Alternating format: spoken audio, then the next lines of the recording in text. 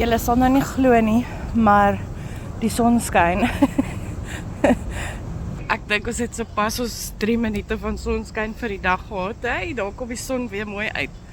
So ek is nou hierso by barbecue, Dinosaur barbecue. En rede hoekom ek graag hier wou kom kuier het is, ek het nogal baie goedjies gesien. En hierso is nou nogal hulle entrance.